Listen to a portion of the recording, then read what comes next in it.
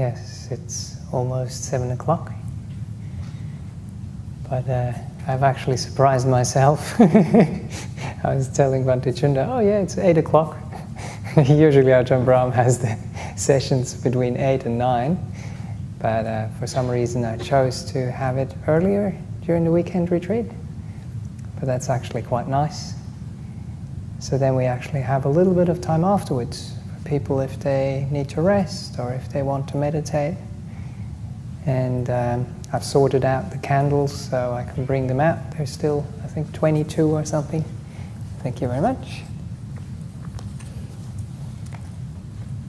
Have the people from the walk just come back? Is that right? Or has it been a while? Yeah? You think they're still coming in probably, isn't it? Okay. So we maybe just give it a bit of time.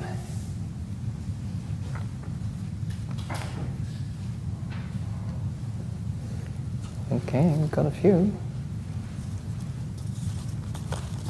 I've got some scissors too. Cut away the defilements, is it?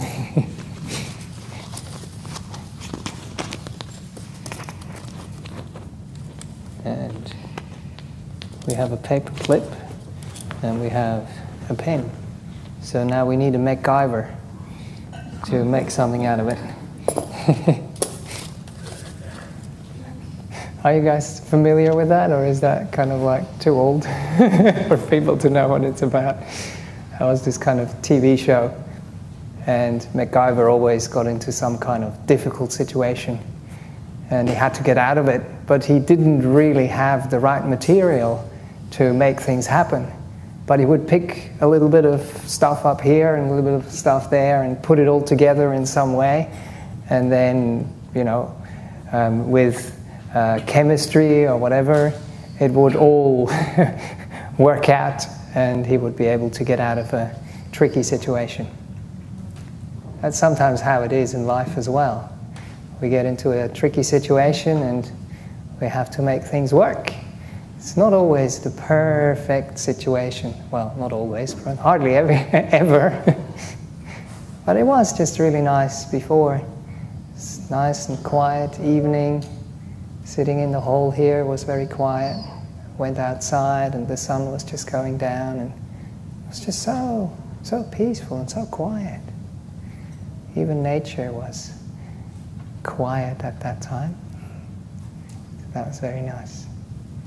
I hope you had a bit of time to develop a quiet mind as well. A quiet and a kind mind. Okay. Shall we get into the questions? Shall we do one as usual? Yeah? You want to start? Okay. All right. So, it's a short one, but maybe a tricky one. How to be professionally more successful? Okay. Become a professional monk and let go. No, I don't know.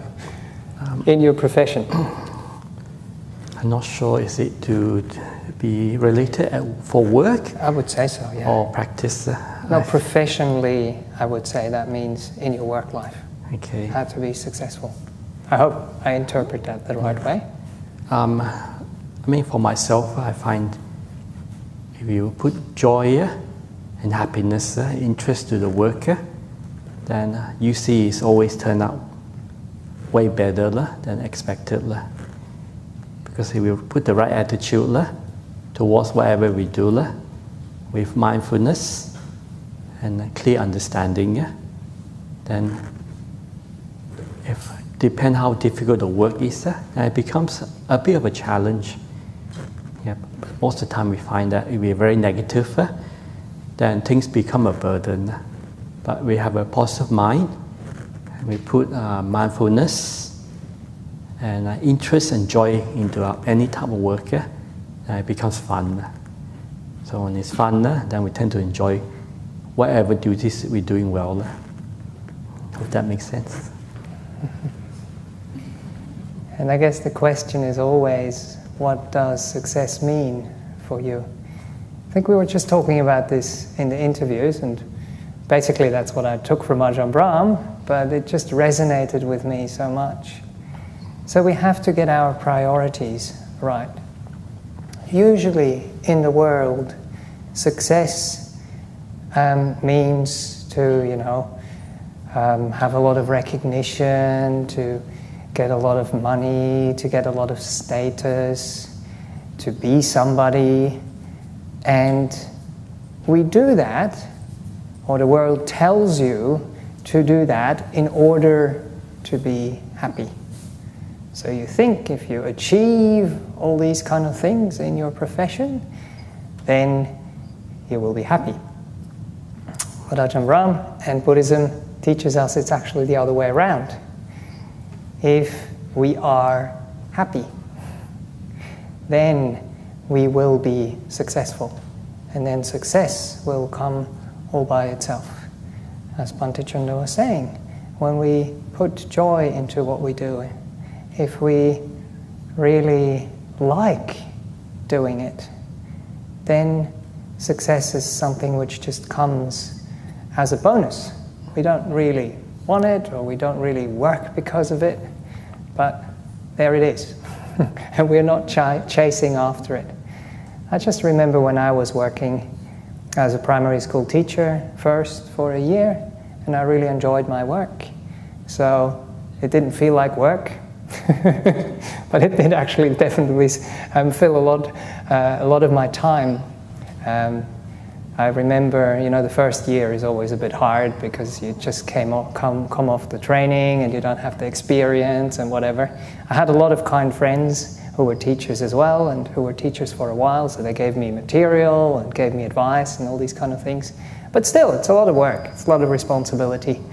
So I have to confess that I actually had a sleeping bag in the cupboard in my classroom. And sometimes the last bus would leave at 5 o'clock, and I wasn't finished yet.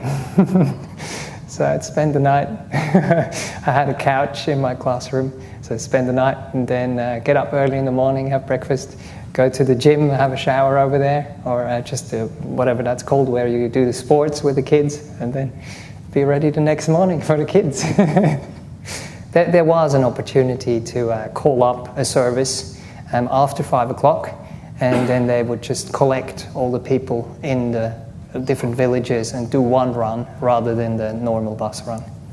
But anyway, so you can be invested. But because I enjoyed the job, it wasn't really a job. It was kind of my life.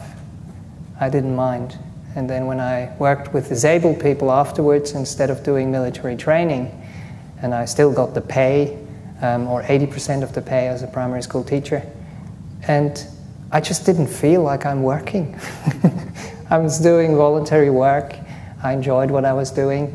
In that position, I wasn't allowed to have too much responsibility, but still, I was doing pretty much the same what the other people were doing. But the funny thing was, as a teacher, I would always be working from Monday to Friday, obviously, and then have off on the weekend and on the holidays, of course. But at that workplace, I would have days off during the week. And I'd be kind of like in the city at that time, it's kind of like, wow, I'm not working, That was nice. Anyway, so if you can enjoy what you do, then it doesn't feel like work, it doesn't feel like a burden, and it flows naturally, and you will be successful. That's my guess anyway. Short question, long answer. Maybe long question, short answer. There are so many problems in the world and suffering. Yes. Welcome to samsara. Gaza, climate change, intolerance is something on our own spiritual path, a form of checking out, turning our backs or not being helpful or useful. Is it not shellfish? Is it selfish? Right, okay.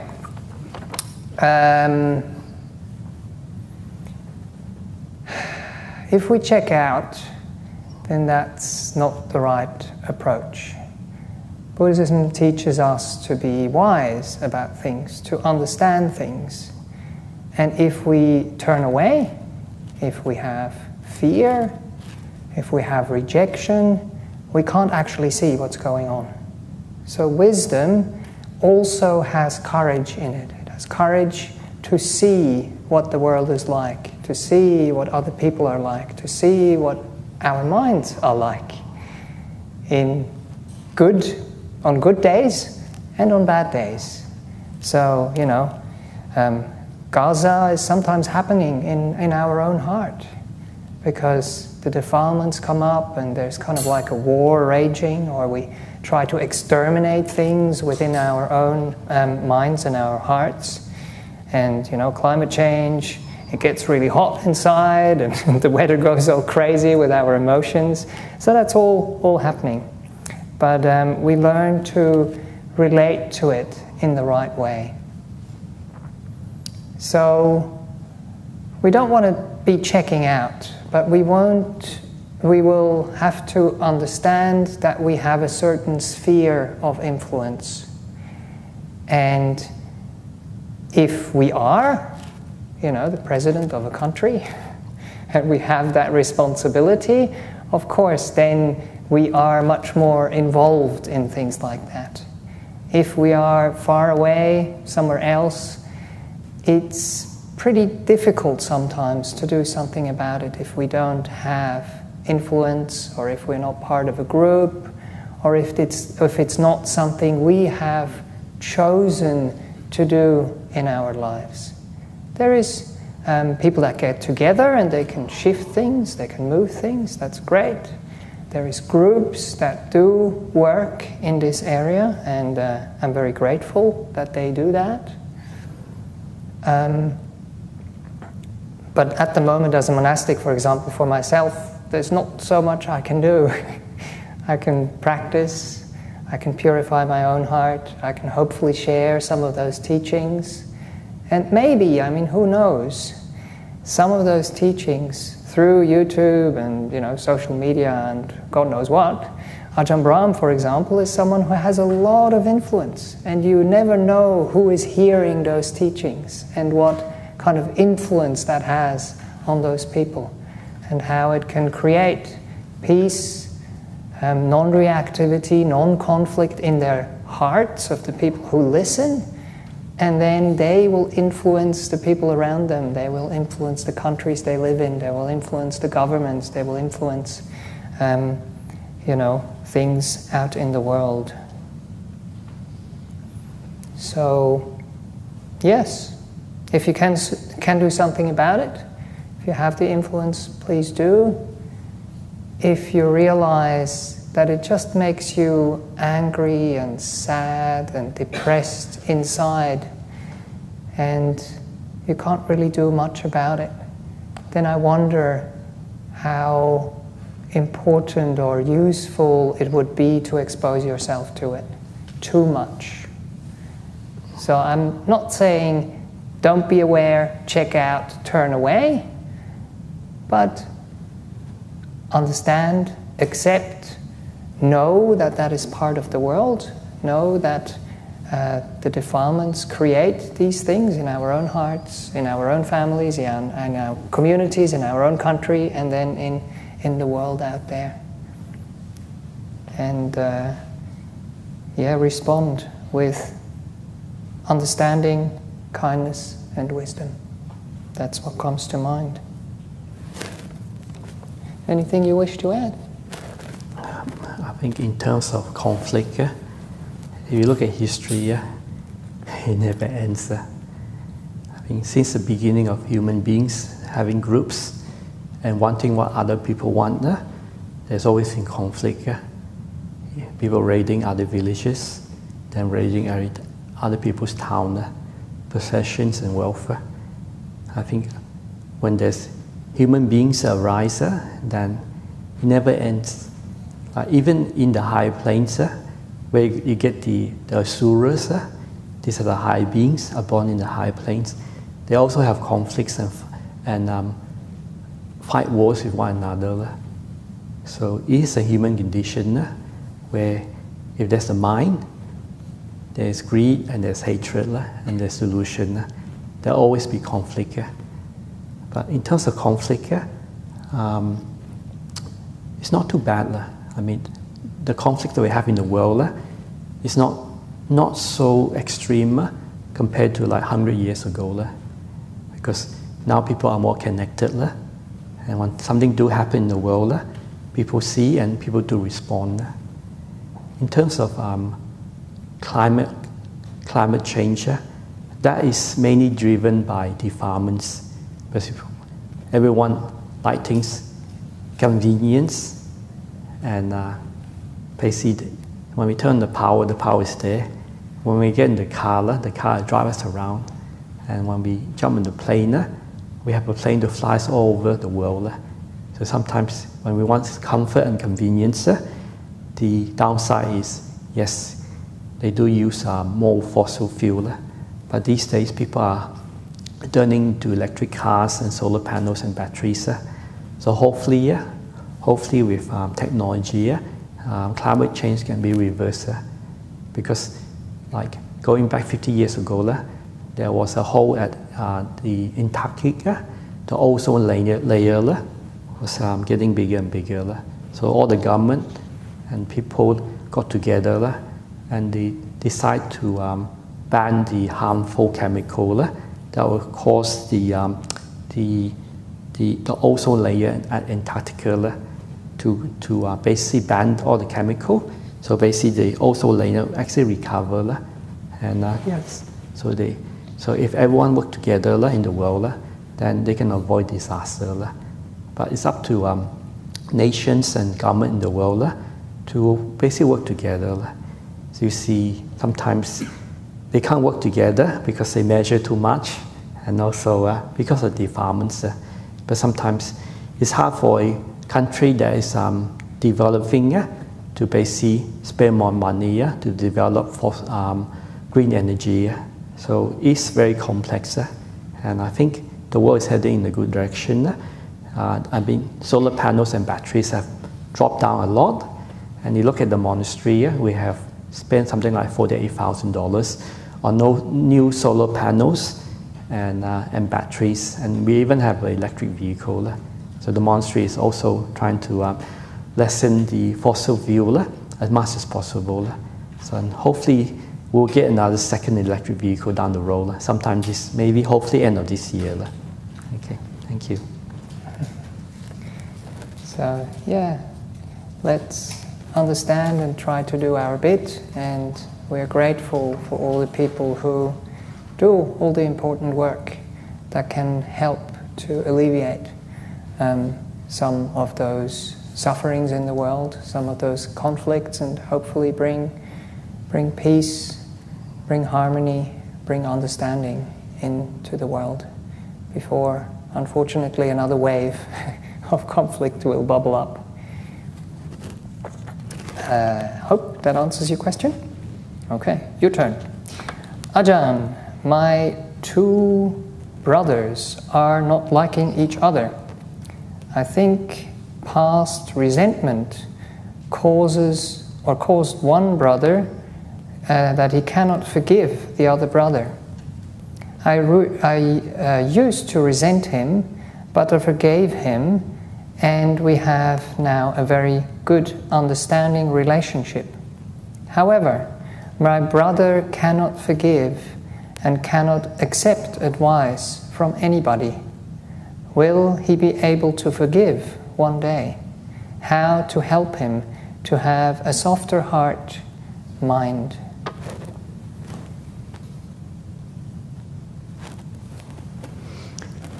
Okay, so forgiveness is something, if it's developed, we find that sometimes, I think with family members, it's a bit hard to, sometimes when we live very close, things do happen, like even in the monastery, and we have 30 monks living together, and conflicts do arise. And when they do arise, there's always argument and misunderstanding. So you see his views and ideas.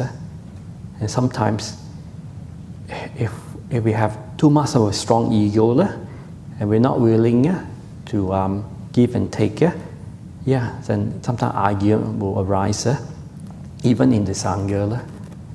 So sometimes the misunderstanding, sometimes we have to see the other person's view and that person's view is very different. So in the monastery, say if there's two monastic, one thing I notice, I try and be neutral.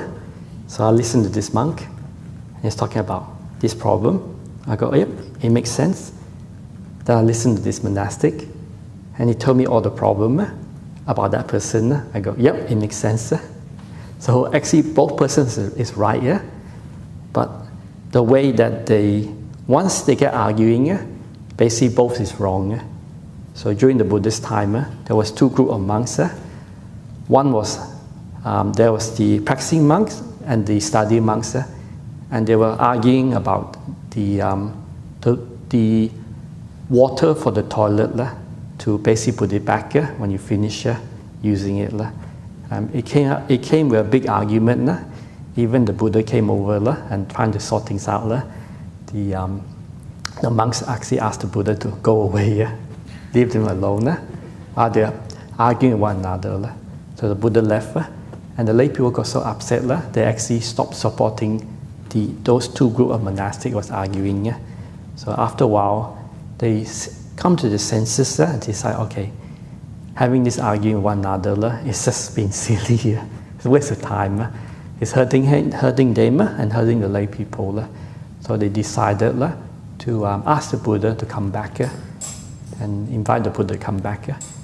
And the Buddha came back, and the Buddha taught the sutta. I can't remember the sutta, but to look at one another's like monastic with an eye of loving kindness, with kindness and forgiveness.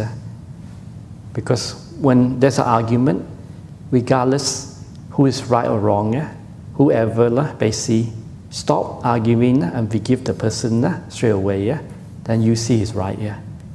Because one thing I find with human beings, lay people and sometimes monastic, sometimes when you argue, you win, you feel right, but those conditioning become stronger and stronger.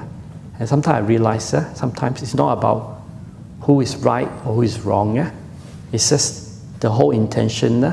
Our arguer, regardless if it's true or not true, to basically to win. Because winning is people want to be win. When they win, they feel happy, and they can dominate the other person. But then we realize that if you win, you might get what you want, but at the end you lose the harmony and peace. So sometimes it's a bit sad when people can't work together and can't see things clearly. You see, it's always driven by the defilements in the mind. So forgiveness and letting go is very important. Hopefully, it does take time to forgive one another. Yep. Sometimes I find that if I'm in a place where there's a lot of conflict, it does affect my mind, and I get a little bit grumpy. So I used to go and support a place where there's a lot of conflict, and when I come back to Bodhidhaja, the monastic find that I was a bit grumpy. Then after 2 weeks, I was happy again. Yep. So it's very important to watch your mind, understand what's happening in your mind, your heart, and any discontent, let it go as soon as possible, and basically forgive them as much as possible. But sometimes I find that when I was working as a guest monk, some of the guests can be very difficult to get along, and then they can be very explosive and abusive. And it's good for my practice because I realize sometimes they're having a hard time and they are conditioned to be quite. One time there's a guest is staying in the monastery. I'm not going to mention which monastery. I was the guest monk. and he was using some dangerous equipment. And I told him, don't use the equipment with proper protection. Then he got offended. They say he's a tough man, he can use all equipment, no problem. I say, please, you can still use it, but please use a mask and proper protection equipment. Because if you get injured or killed, then as a guest monk, I'm reliable. So sometimes I explain what's the reason. Then he understand. Then he calmed down a bit. Then later on I found that he came from a very abusive family where his dad was very abusive towards him. So he's been always conditioned to basically defend himself and to stand up for himself. So sometimes I go, that's interesting. But sometimes we don't understand where a person is and where they come from. Sometimes they might have a very tough childhood. So sometimes it's always good to give a person a benefit or a doubt, and also give them space and room to basically also respect and kindness is very important. Because one case, we have one person that came over to see me when I was staying in a monastery in Victoria. He drove all the way to see me, and he basically wanted some answer to solve his problem, because he's having a lot of anger, and the anger was getting too much for the partner or the wife to handle. So it's quite explosive. So I asked what happened to you, and they say he was basically in prison for a few years, and that environment was very tough for him. So when he came out from prison, I think the anger and the hurt was in his heart so much that he can basically just lose the plot in the farm. So he can just lose it and basically, I guess, break or be very abusive towards the wife or the partner. And they asked me, what can I do? I was going, oh, okay, he's not a Buddhist, and I'm so busy working, trying to get the monastery set up. So the only simile I came out with was, your mind is like a bowl of water, and if the water is clean in the beginning, but you put salt in, then it becomes quite salty. Then you add more salt and more salt. After a while, when it tastes the water, it's very salty. But the mind can be clean and purified. So if you just add clean water in, day by day, slowly, sooner or later, the taste of salt will become less and less until it's nice and clean, and you can taste the water nice and fresh without the taste of the saltiness. I say the mind is the same thing. If the mind is full of defilements, it's like the vessel with very salty taste. Just keep on putting kindness and happiness into the mind. Then slowly it will purify the mind. So that was a simple teaching for this person. So he went away, and I think 2 months later, or something like that, 2 months later, he came back, and he was a bit more happier and quite relaxed. I can notice his face was a lot happier. And his partner was also quite relieved that his partner is not so explosive and didn't carry the hurt and the trauma in his heart. Yep. Yeah, so that's one of the, I think, extreme case I came across. Right, Bodhi, you have any idea? Sure, no, thank you. That's well said. Maybe we go to the next one. Okay. Bhante, can you please explain more on effortless effort to maintain the energy during meditation? Example, dullness. Thank you. With metta. Yeah. Well, once you already have dullness, it's a bit difficult. Because dullness usually comes either from having worked too hard, and then it can be quite difficult to kind of bring up the energy and the interest.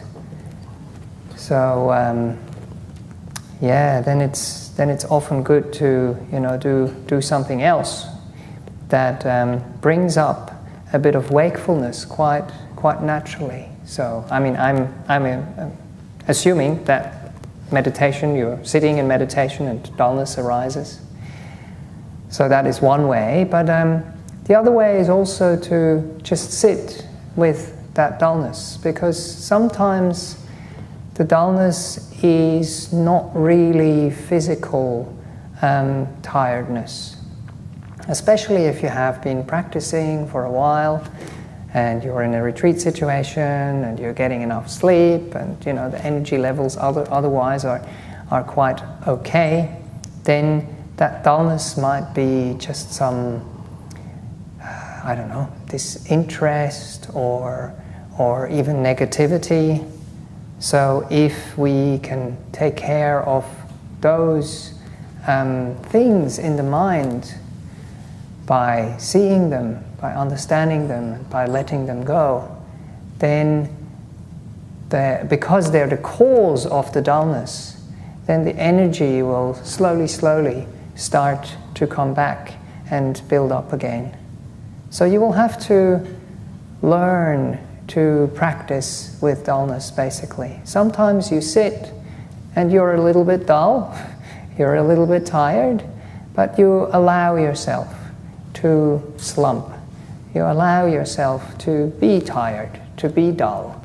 So you don't resist, you don't waste more energy at that time. And then the body will do what it needs to do.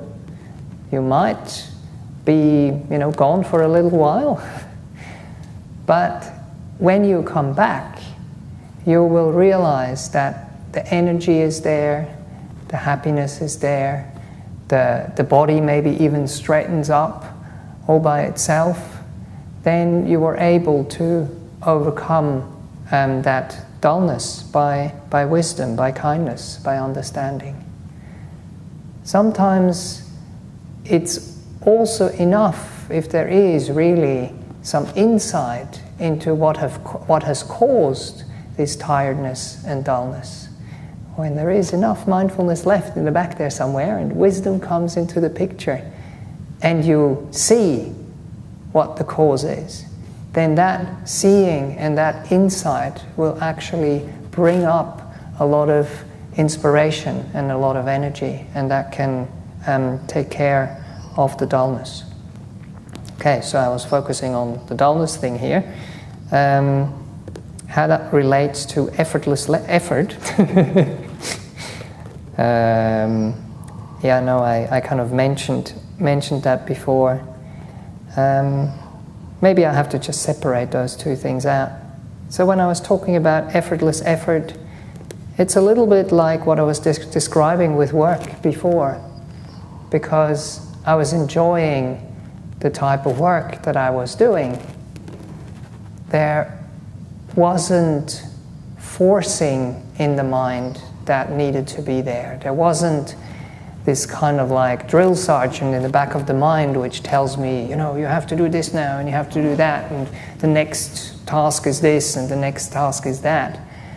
But the motivation which was driving me to do that work was the happiness and joy of knowing that I'm of service to those kids in the classroom, that they're learning something, that I'm of service to the disabled people that I was working with, that I'm of service to the people on the farm up in the hills that I was working. I didn't have any farming background or whatever, but I just did what I could. And the motivation and the attitude was fueling this effortless effort. So it creates energy, but it's not an energy that you have to basically drag into your mind and then tell your mind what to do, if that makes sense. Yeah, that's what comes to mind. Anything on effortless effort or dullness? Dullness can be quite hard to overcome if we live a busy lifestyle. But most of the time I find that if I have enough rest, then I'm not so dull. But sometimes when we sit down and close our eye, our mind is conditioned to go to sleep almost automatically. But if the piti and sukha is there, then the mind has something delightful to stay with. But if the piti and sukha and rapture is not there, then it can be very boring. Just sitting down there watching your breath going in and out, you're going, ah, man, this is so boring. So when that happens, do walking meditation. And if that don't work, sit down and just meditate and listen to a Dharma talk. But sometimes when you have a nice Dharma talk, you feel happy inside, then the piti and sukha do arise. Because the Buddhists say, when you listen to a Dharma talk, then rapture and joy do arise. Yep. And if you read the suttas, then sometimes something really makes sense. Then rapture and joy do arise. And sometimes when you reflect on Dharma practice or the teaching, then rapture and joy do arise. And when you teach the teaching, then also rapture and joy do arise. And when you sit down and do meditation, and the mind becomes calm and peaceful, then rapture and joy do arise. I don't say this lightly, because I have spoken to some practitioners, and they listen to a Dharma talk, and it's very, very peaceful, and they get a lot of insight. They say when they sit down and listen to a good Dharma talk, their mind become radiant and bright. I go, oh yeah, that's good, continue on. And sometimes when people teach meditation or teach Dharma, these are mainly monastic, sometimes lay people too. When they teach something that really makes sense in the heart and there's good teaching, sometimes a practitioner will go back and their mind, there's so much rapture and joy in their heart that at night they can't sleep. The mind is radiant and bright. Yep. So the Buddha says these are the 5 ways to develop wisdom, peace and insight. So there's a lot of ways to brighten up the mind and bring out those happiness in the mind. And if sometimes you sit down and you find that, your mind's getting dull, what you can do is you can sit at where the Buddha Rupa is and just light a little candle, tea light candle, and just sit down and you have your eyes slightly half closer or slightly open, and just have a visual meditation. So your mind is just focused on the tea light or the Buddha image. And sometimes when the mind becomes calm and peaceful and delightful, then sometimes rapture and joy also arise. What I mean by that is there was a trainee or anigarikala that was practicing to train to become a monastic at Bodhidhaja monastery, and he was sitting just on the boundary of the monastery on the rock, enjoying the sunset slowly setting down in the horizon, because he felt so peaceful and calm in the monastery, just watching the sunset that the mind created a nimitta. His mind became radiant and bright just by looking at the sunset. So sometimes we need an object to basically watch, to calm and allow the mind to settle down and make it become peaceful. Yep. So those we call them casino meditation, where you sit down and just stare at an object, something that's quite delightful. Then the rapture and joy will arise in the mind. So it's just bring out the mindfulness and the energy of the mind. Because you see a practitioner, a mind is quite dark and quite restless. But if you purify the mind becomes pure, radiant and bright. Yep. So I hope that makes sense. Thank you. Yeah. So basically, find some work that you really enjoy, and find a meditation object that is really suited for your mind state to overcome dullness. Okay, this is for you. How do monastics deal with anger felt towards another person? All right. Me again? Well, yes, I answered that one first. So anger is something that's natural. So when something happens, it does arise in all of us. But the main thing is to catch it early, understand what's happening, and let it go as soon as possible. Because anger is something that it's like a burning sensation. Like we can like burn our heart and mind with it, with just ill will. Yeah. The Buddha says it's like picking up a hot coal. When you pick up, you burn your hand and you try to throw it at the person. And you might miss and might not hit the person. So anger is something that basically can ruin and destroy our whole day. So when those things do arise, we know it, we understand it, then we let it go as soon as possible. Because anger is something that should not be cultivated if possible. Yep. Because I remember Ajahn Brahm was saying that he was sitting next to Ajahn Sumedho, and Ajahn Sumedho was getting really angry and turning off one of the trainee nuns because she wasn't eating properly, getting more and more skinnier. So Ajahn Sumedho was basically telling that trainee off to eat well. And after when the we say the admonishment is done, Ajahn Sumedho turned around and told Ajahn Brahm, well, that fixed the problem. So basically, yeah, so like Ajahn Sumedho was basically just pretending to be angry. Yep. Sometimes if we have family members like kids that's misbehaving, and if we have to really admonish them, should be done with a heart of loving kindness and understanding. Yep. But if we do have to basically admonish someone, then we can always pretend to be angry. So that way, we can just let it go as soon as possible. Yep. The Buddha just say, there are 5 conditions. If we are upset with someone and when we tell them off, is we have to make sure that we have done something that's not worse than that person. It has to come from the right intention. And also, when we do admonish someone, it has to be done in the way how with the person. And also, it's beneficial to that person. Yep. He said, and at the right time. And at the right time. Yes. So we don't admonish someone in front of everyone's a friend, or when they're tired. So when they're rested, when they are relaxed, then you can basically admonish someone and tell them this is not the right thing to do. But it has to be done in the heart of loving kindness.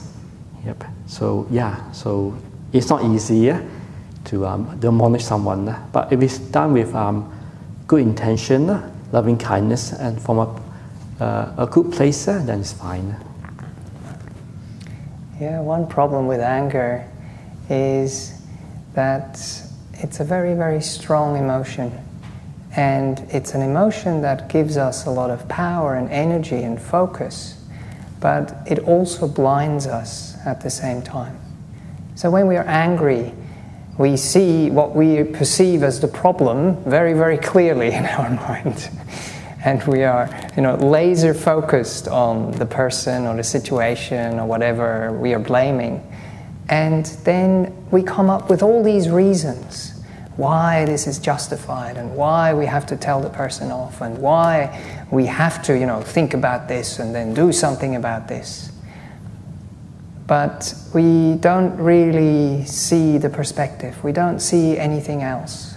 We just see the 2 bad bricks, basically, as Ajahn Brahm says. And we don't see all the other beautiful and good bricks around it. So one of the things that often helps me if I have a bit of time when anger arises, and I can go to my heart or in a quiet place and just watch the kind of drama play out in my mind and see what, this stuff that comes and feeds this anger. And at some point, usually, I realize how silly it is. I realize how that person that I'm angry with, or that situation that I'm angry about, is just so much bigger than what I can actually see. And then the anger will dissipate. It is kind of robbed the energy that feeds it. But we have to be patient, we have to be kind, we have to have a bit of wisdom and have a bit of humor as well, because otherwise it's just keeps being fed and fed and fed, and it becomes stronger and stronger and stronger, and the urge to want to do something and to act and to tell them off and all that kind of becomes stronger and stronger. Very often I also reflect that anger has to do with hurt. I get angry because I feel hurt. So what is the best response to hurt? Kindness, compassion, care. Turn around, see what hurts inside, and try to soothe that. Try to understand it, try to accept it, try to alleviate it, try to, make it better, so to speak.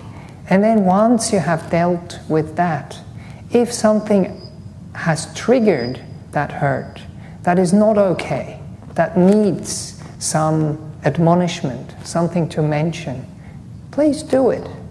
But do it once the hurt has been taken care of inside of you. Because very often what happens, we have hurt, and then we inflict hurt on other people. And that feels good for a moment, because we don't feel our own hurt. But the hurt in our own heart festers, and it gets stronger and worse, basically. We don't fix the problem there. So we can approach people, we can mention things, we can draw boundaries. We talk about that also in the interviews. But do it with the right motivation at the right time, from the right place. And one other thing that Ajahn Chah, so he has very nice kind of one-liners. Whenever you get angry, take out a clock, put it in front of you, and see how long you can be angry for. Can you beat your record? And that's basically a skillful, humorous way of stopping the thoughts which are feeding the anger. I hope that helps. Please. Anger is usually cause and condition. Sometimes we don't want it, but when it does happen, we have to learn to understand where it's coming from and basically let it go. Because anger is like we are sick, and when it's a sickness, we have to take the right medicine to cure the sickness. Usually it's just learning to forgive oneself and just have loving kindness to oneself. It's sometimes easier said than done, because living in a community with 30 or 40 monks and men, it can be quite difficult. So I give an example. So my job is to take care of the vehicles in the monastery. So when we have a second-hand vehicle, sometimes they'll get damaged. So one time, someone damaged the front of the vehicle.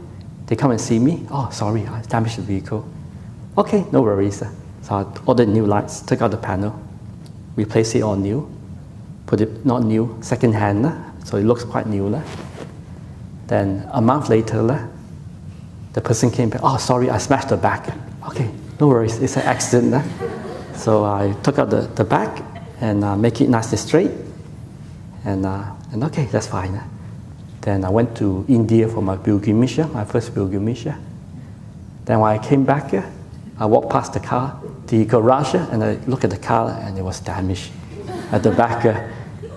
And I think I just lost it. I was thinking, who are these clowns? How come they damaged the car 3 times? Now I caught myself, okay, I just have to relax and say, okay, it's okay. It's just human being being human being. Yeah, sometimes with the world we can't do much. There will be people that is careless or with the defilements in people's heart. So things never works out well. And it's a teaching for us. When anger to arise, we watch it, we understand it, and we let it go. Like going to Thailand, that was quite interesting. So when we went to Thailand, I thought, wow, it'd be a great place to practice. It'd be nice and quiet in the forest.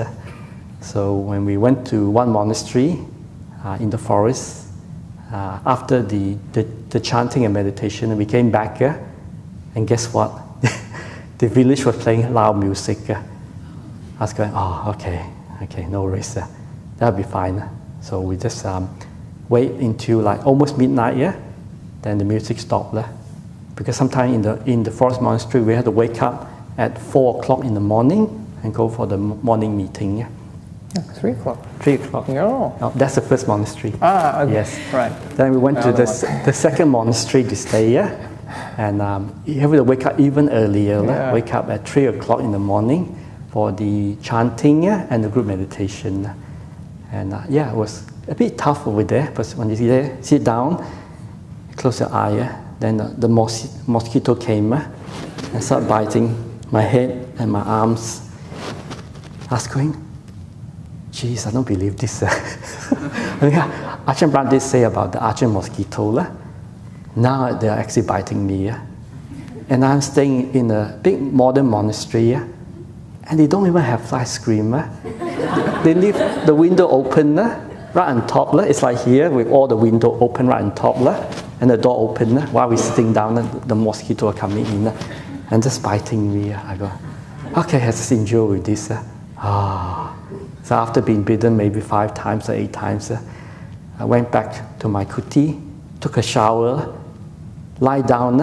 So I lie down, I could hear the dogs howling in the background, the birds, and also the loud music from the resort next door. I was going, geez, I have to wake up in another 6 hours, 3 o'clock, and they're playing loud music. So I can hear the complaining mind, just complaining over and over again.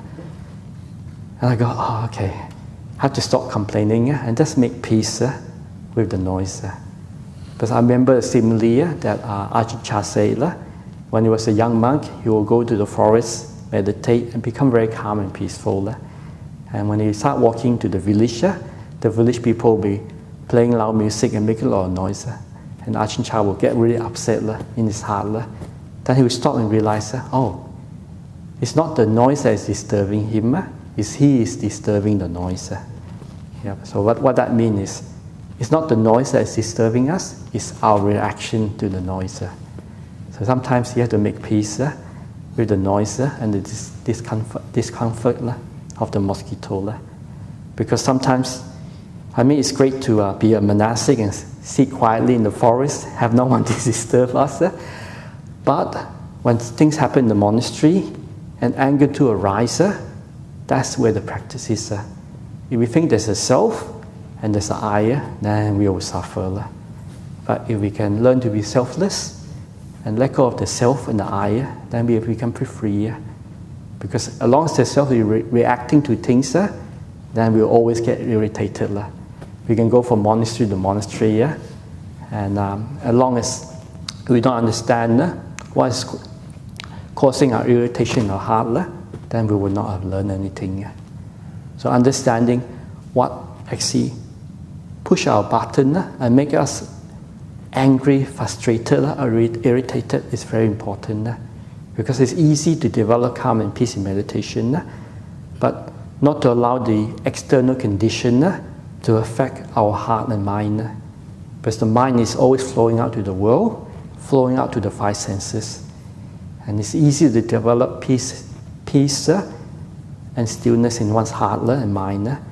But if we argue with the world and can't find peace in the world, and basically we have not learned anything.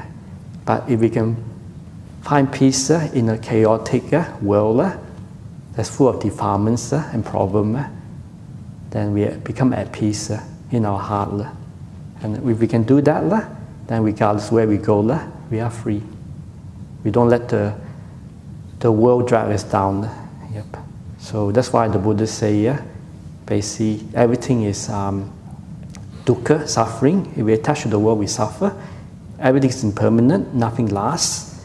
And if we think there's a self, a natta, then we'll suffer. But if we go deep in our meditation and realize there's no one there, then we're free. Yep. So it's easier said than done. So the test really happens when you keep your mind calm and peaceful, and you come out and something happens, and you get really irritated. Yep.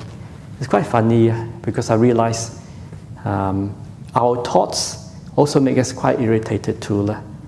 Because when I was going to Thailand, I think, oh, okay, yes, we got invited, we're going to Thailand, I'm going to visit 2 monasteries, that'll be fun.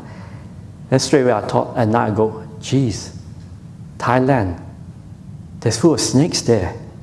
And some of the snakes are so dangerous, I might get bitten by a snake if I go walking in the forest. So that night I was thinking about the snakes, and they might come to my kuti, they might bite me, they might fall down from the roof. All those kutis, they don't have like good building standard like Perth. And I'm thinking, when the last time I saw a snake? I was going, oh, not long ago. It was actually a few days ago. I was like in one of the vehicles coming back to Hermit Hill with the monastic, and we saw a snake on the side of the road. I go, wow, that's a big snake. Then the next day I was carrying my bowl and another 2 arms bowl, dropping off to one of the monastic that's on retreat. And I heard something moving on the side. I look across, wow, there's a snake just moving across. I was going, wow, that's interesting. Then the next day, you see it happen 3 times. I was washing my bowl outside my kuti, and I saw a little mouse running around the place. I was going, wait, I see the mouse at night. How can it come out during the day? The next thing I saw was a snake coming out looking for the mouse. So I go, wow, that's interesting. So I was just standing there, like this is my walking meditation, and the snake was just like this cord. So I was so close I almost can touch it. It was quite interesting looking at the snake. And what I understand, they say it's a tiger snake. So it's probably one of the most poisonous snakes in Australia. Yep. So Australia have some of the top 10 most poisonous snakes. I was thinking, wow, interesting. When I saw the snake, I wasn't scared or fearful. I was cautious.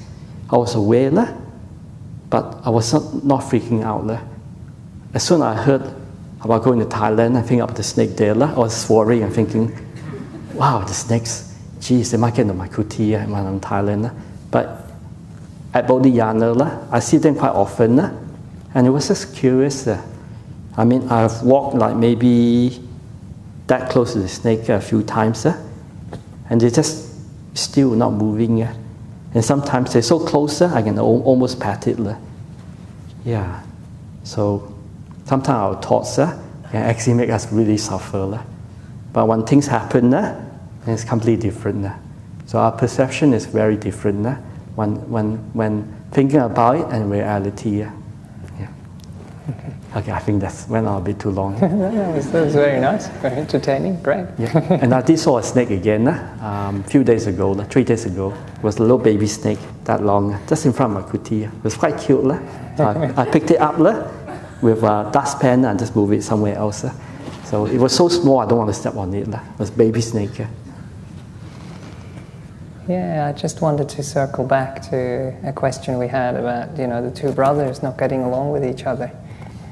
And we were talking about anger and how it's important to let that anger go. Because if we don't, that's what it can create. And then our ego, our kind of pride, doesn't allow us to let it go. If we would only understand how silly it actually is, that one little incident which got it going, and then all these thoughts that are feeding why we can't see that person or why we can't speak to that person.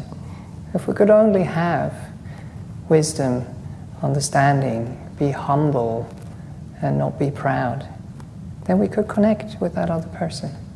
And there is situations, where 2 brothers or whoever it was, I can't remember, over in Melbourne, haven't spoken to each other, I think, for 20 years or something, or maybe it was even in Canberra, I can't remember, but Ajahn Brahm was traveling to that place. And the family knew that they respect Ajahn Brahm. So they came to him and, described the situation to him. And he told the two brothers to come and meet after 20 years. And it was so interesting to see that the brothers agreed because they respected Ajahn Brahm. And when they came together, it was as if nothing had happened. They were just able to let go, to forgive, to make up, and to drop the anger.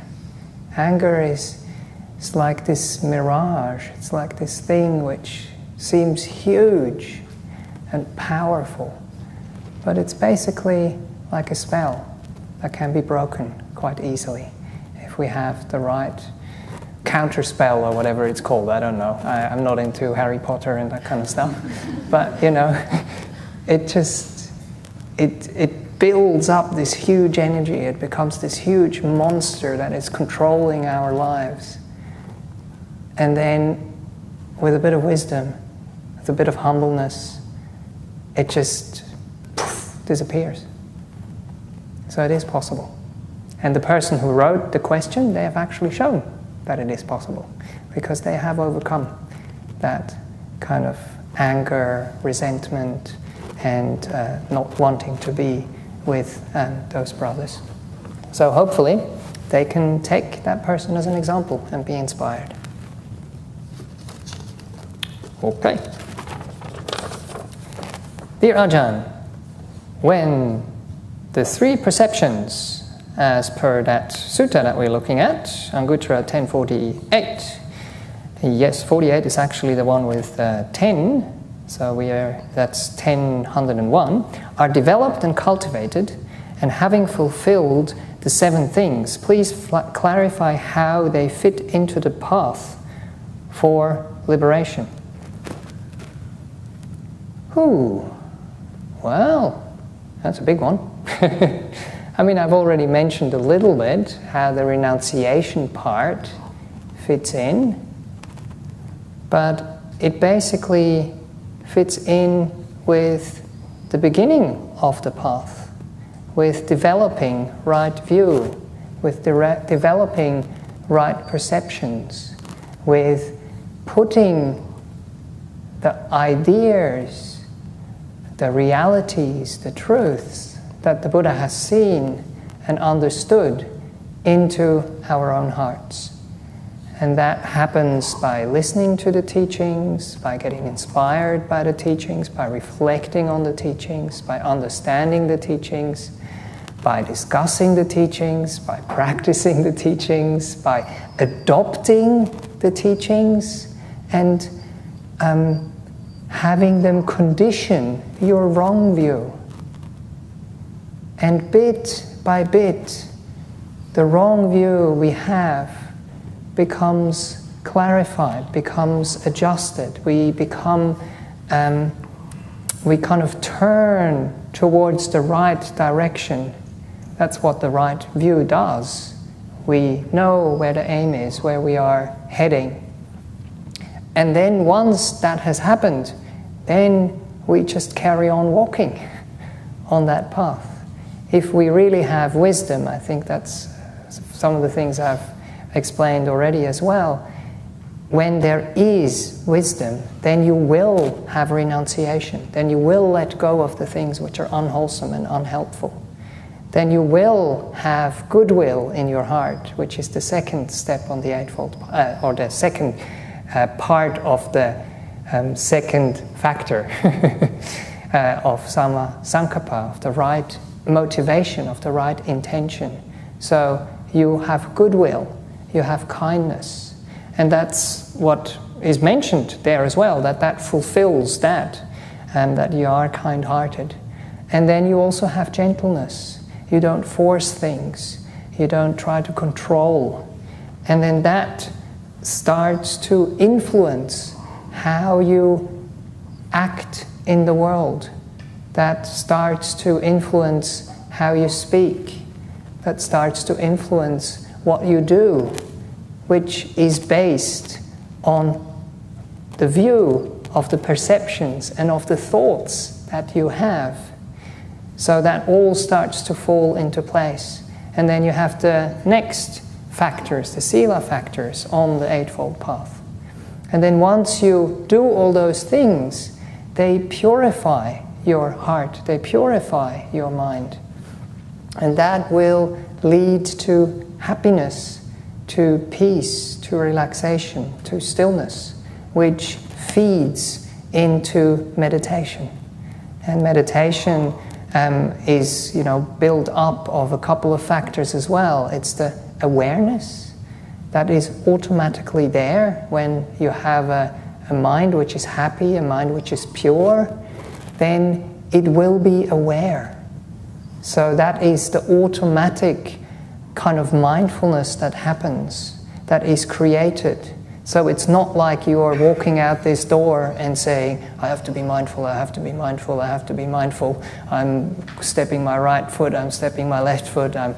You're not thinking about what you are doing, but your mind is clear and calm and it knows what it is doing. So that's the mindfulness part. And then the right effort is the application of the mind. So when defilements start to arise, you understand how you can avoid getting into trouble. Then you understand how you can overcome things like anger that we just talked about and let them go. But you also understand how you can develop things. That's the other two parts of right effort or right application of the mind that I like to call it. So when there is wholesome mind states, when there is good mind states, then you invite them into your heart. You give them a home, you give them a place to grow and to develop. And then once they have developed and they have a certain strength, you value them, you protect them, you maintain them. And then that leads to samasati. That leads to deep, deep stillness, deep, deep peace. And that then allows your mind to really be still, to really just watch. And then wisdom can arise. But wisdom and knowledge are two completely different things. Knowledge is what you can read in the books and what you can try to figure out and think about and problem solve and manage. Wisdom is something which arises. You stay with something for long enough and you just watch. And then suddenly you understand. You see something more clearly because you have watched it, understood it, felt it, and experienced it for long enough to know what it is like. So it's like when you're thinking about a person, you can think about, what they think about you and how you should react and what you should this and that, and you can, get really into your head and full of anxiety and whatever. And then you go and you meet the person. You have a conversation with the person. You have an experience with the person. And then you start to get to know that person experientially. That's kind of like the wisdom. You just know how they are in that moment when you're meeting them, when you're with them. So maybe just a little example to explain that. Does that kind of answer that question, hopefully? And then, of course, deep wisdom and deep understanding leads to the ultimate letting go. And the ultimate letting go is freedom, is liberation, is turning away, letting go of suffering. Basically not playing the game anymore. Stop playing the game. Or, as Ajahn Brahm sometimes says, stop moving the mouse, but I think it doesn't happen anymore with new computers these days, but when you stop moving the mouse, the kind of screensaver comes on and then it stays there for a while. It used to, and then if you don't do anything for long enough, it will disappear and switch off. Okay. In a nutshell, Hopefully that makes sense. Yes? I was referring to the sutta, what I was saying today in the morning and in the afternoon, and how it leads all the way to liberation. Oh, okay. Yep. Okay? Yep. Okay, we do have a few more, and time is progressing, but we have another session tomorrow morning, so we can also answer some questions then. But maybe, how many? Another? Yeah, what time? It is 12 past. Okay, so 8:30. Yeah, 8:30 would be 1.5 hours, yeah. Okay, so that was my one, that's your one. Please show a way to be wealthy, financially independent, and help society. Wow. Okay, I don't know. I'm broke. I'm financially very unindependent. I'm dirt poor, but I do help society. I don't know. Ask someone who understands these kind of things. I think with being successful, if you do something well, and you do it with all your heart, then you see things always turn out well. But sometimes the more you're on a task, the better it becomes. But in the world, there's so many people. There's also running after wealth and success. So it can be very competitive. But for monastic, it's completely different. Because I heard from like Ajahn Chah and also other forest monks, like they will be invited to a forest, and they sell a simple kuti or under a tree. And when they are practicing well, then more and more monastics will come over and learn from the teacher. So in Thailand, usually the sangha is grown first. So if a monastic is practicing well and is doing the right, keeping good sila and developing good meditation and wisdom, you see more and more people more and more monastic will be drawn to the teaching. So the monastery will grow according to that monastic are practicing well. Yep. In some monastery, you see they start a monastery first, build kutis, then before monks come. But in Asia, it seems like if a monastic is practicing well, then the support and the buildings will come. But lay people will see that the monks are practicing well, they're happy, and they want to support that monastic or that monastery. So for a monastic point of view, if we do things well, you see good things will always come. Yeah, that was actually very inspiring. I did share that with you when I heard that. And the monk was teaching that as monastics, we don't build monasteries, we build lay people. That's how apparently Ajahn Chah put it. And as Bhante Cunda said, so our job is to be a good monk, to be a good example, to be a good monastic, to be a good nun, and to inspire the people, and to inspire other monastics to come and practice with us. And then when that happens, automatically the lay people will start to worry and say like, oh, is there enough food for all these monks? Is there enough dwellings for all these monastics? And then they will come and support. But that really inspired me, because sometimes there is so much fundraising going on. And we as monastics say, we have this project, we have that project, we want to do this, we want to do that. Give us this, give us that, we need this amount, we need that amount. And for me personally, it doesn't inspire me. But what that teacher said really inspired me. But that takes patience, that takes time, that takes basically the causes and conditions to come together naturally. So people wish to give, and they give whatever they want to give. And then it will come together eventually, if the causes and conditions are right, for that community and for that place to grow and to become bigger.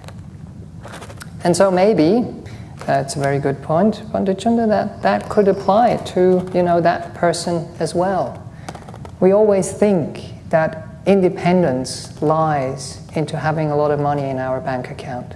It gives us, of course, probably a bit of certainty, a bit of kind of thinking, okay, I have something in the back there for the rainy days. But if we, or well, I shouldn't say we, if you, as lay people, invest in the goodness of your heart, invest in being a renunciant, as I was encouraging you to do, invest in inspiring people around you because you're kind to them, then you will know that they will look after you as well. And that's a security which is worth much, much more than any money can buy in this world. So I hope that applies as well. But you won't be independent. I'm sorry. We are dependent on each other. Independence is great in a mental sense, where we don't allow the world to mess with our happiness. Yes, that's where we have to develop independence. That's where we have to be an island upon ourselves. But with material things, with things in the world, they need to be shared. That's just how it is. And kindness will attract people. Harmony will bring people together. And then resources will come together as well, and then they will start to support each other. I believe that that works in monastic life, but also in lay life. Yep. Okay? Yes. Sometimes if we think being successful is great, sometimes it comes with more headaches and more responsibility. Because when you have a simple kuti, a simple monastery, it's just easy to maintain, and also more time to practice. You end up building a big monastery or a big retreat center. You end up with more work, more busyness, and less time to practice. I mean, there's nothing wrong with building a big retreat center or big monastery, but the community should grow together. Because I've been to some places in Australia or other places where you go to a place and it's like, wow, you have a big Dharma hall, they have big Buddha statue and big Buddha stupa. And I asked, wow, this is a big Buddha center. How many monastics you have staying here? And they say, oh, we have 2 monastics. And I've been to a few places where it's so big and they only have like 2 or 3 monastics. So sometimes it's a little bit sad. They have really great places where lay people come and support and practice. But sometimes it's a bit sad. There's only a few monastics. And when you come to a place like Bodhidhaja or Dhammasara, where sometimes it's very simple, it's quiet, and after lunch at Bodhidhaja, there's almost no one there. All the monks have disappeared back to the kuti. So a place is simple, quiet, and calm. That's where the practice is. Sometimes to be very successful, sometimes you give a lot of work and a lot of responsibility. And sometimes do people want to be wealthy and successful, then they become very busy and they have no time to spend with the family and friends. So I don't know. I think the priority of monastic is different. We want to live a very simple life in a quiet monastery. Yeah. We don't want to be number one. We just want to be happy and free. So sorry for not answering your question, but hopefully we could answer the kind of spiritual aspect of it. Shall we do one more? Yeah. And then we can finish off. So, Oh, okay. All right, that's the usual one. Would you mind sharing your journey from layperson to monastic?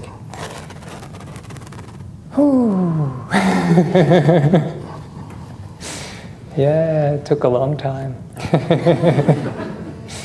Started when I was 4, when I met my neighbor who was getting interested in Buddhism, and she introduced me to the first monastics from India and to the first retreats. And then I traveled to India because I was invited to go there during my school holiday as I was training as a primary school teacher. And that was in 2003 or something. And I was 21, and I was thinking that I'm going for a Goenka 10-day course, which didn't happen in the end. And the monastic, Bhante, who invited me, asked me if I wanted to become a temporary monk. So I did.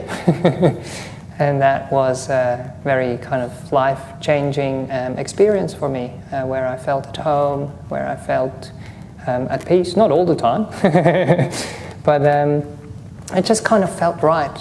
And it gave me this inkling that I wish to look into monastic life a little bit more over the course of my life, because I had to finish my training, and then I taught for 1 year, and then I did my military service, like my voluntary work that I talked to you about. And then I started monastery hopping, hanging out in different monasteries for almost 3 years. Came through Bodhidhaja in 2009, met Anagarika Kim at that time, who became Bhante Cunda later down the track, and then returned in 2010 to start monastic training here in Perth. So that's the short version. You want to share some of your journey? Yes, I'll try and keep it short, so it's easier. It's getting late. Well, I think for myself it's different. I was about 23. Yes, 23 at that time. I didn't live a good life. I hang with my friends. I smoke a lot. I drink a lot. I try experiment with things that I shouldn't experiment. But I was working up in the mines, and you know how the mines are like 30 years ago. 30 years ago. So I hang around with bad company. They smoke a lot. They drink a lot. They take a lot of stuff that's a bit illegal. I haven't tried it. Then they talk about their problems, and they are depressed and lonely.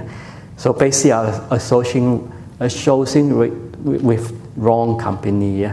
So it got to me where I got depressed, a bit miserable, a bit fed up with life, and then very negative thoughts becomes a little bit suicidal thoughts too. But I was too scared to do anything. But I got really depressed and can't sleep for 2 weeks. So after that, I felt like a basket case. So I decided to do something different. So during the Vesak celebration, I went to the temple, and I said, "Wow, if anyone that will know life suffering, I guess the Lord Buddha will know, understand why being a human being we have to suffer so much." So after this Vesak celebration, I felt that it might be good to visit the monastery, the temple, the Buddhist center, and ask, what's the meaning of life? So I went there, I spoke to the members, and I say, I want to learn about the Buddhist teaching. And the member over there asked me, are you asking or praying for luck? I say, not really. They say, this is not the place to pray or ask for fortune. I say, I just want to learn about the Buddhist teaching and the understanding of suffering. So you say, okay, no worries. Go to the library, find a book, pick it up and have a read. So I went to the library, I looked at the book. It was all in Chinese, some English book, but they were so thick. I say, oh man, this is hard. So I saw a little green book. I picked it up, and the title was Good Question, Good Answer. Okay, so I'll take that book, bring it back and read it. So when I read the first thing, basically the Four Noble Truths, life is suffering, and the cause of suffering because we want things and we don't want things.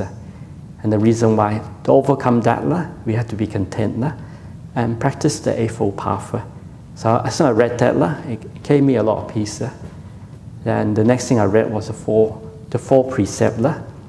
The 5 precepts. As soon as I read that, wow, that actually really hit me.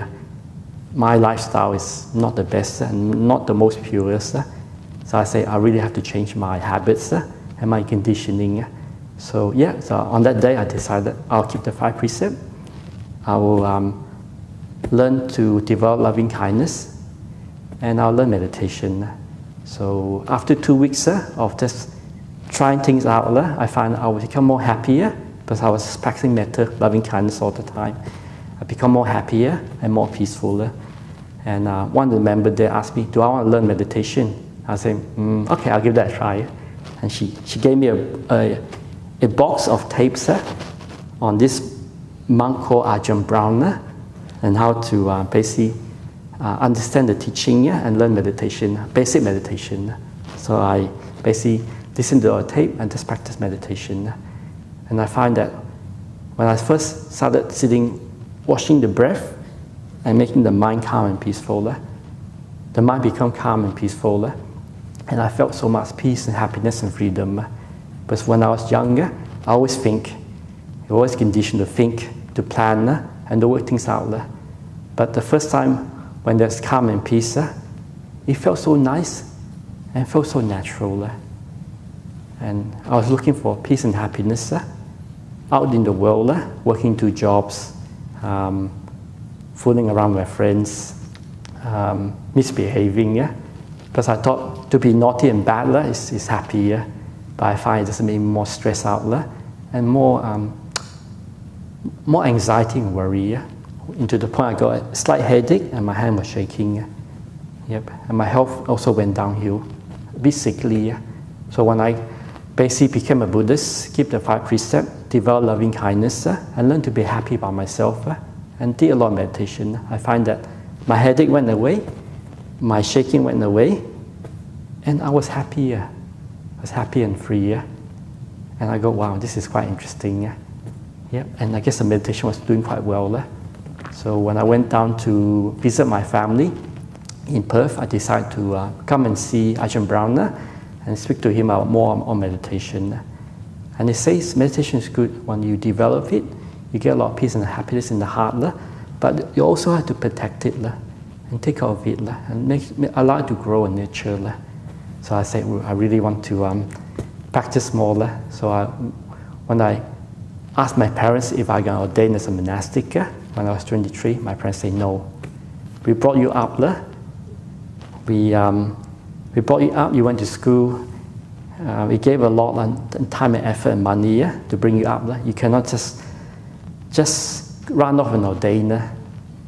I go, okay, that's free, that's true.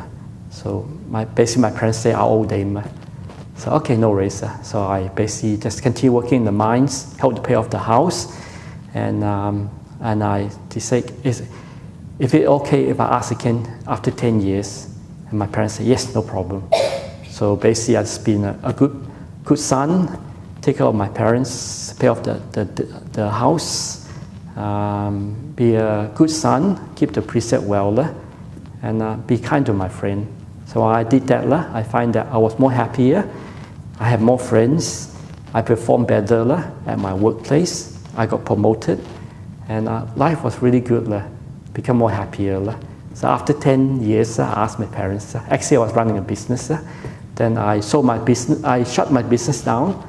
Then after 11 years, I asked my parents if I can ordain, because 10 years up, and my parents say, no, you cannot ordain. Then I say, another 10 years? They go, yes, another 10 years. I go, okay, so after another 10 years, can I still ordain? And my parents say, to tell the truth, after 10 years, no, you still cannot ordain. I go, what? Lucky I asked the question, that's not fair. I said, when can I ordain? And my parents say, once they all pass away, then you can ordain. And I go, that's not fair. What happens if I pass away first? So, okay, so I just say, do I be a good son, or should I basically become a bit of a rebel and just go off and ordain? So I went on the internet and just checked out other people that ordained, and I realized there was a person, he was the only son, he took care of his parents until they passed away, then he ordained in his 70s. And there was another daughter, same thing, she was the only daughter, and she also ordained. And there's another person, there was the only son, and also ordained early on in life. Now I realized I got one older brother, one younger brother, and one sister. They can take care of my parents. So my parents don't really need me. The only reason why they don't want me to ordain is basically they're quite attached to me.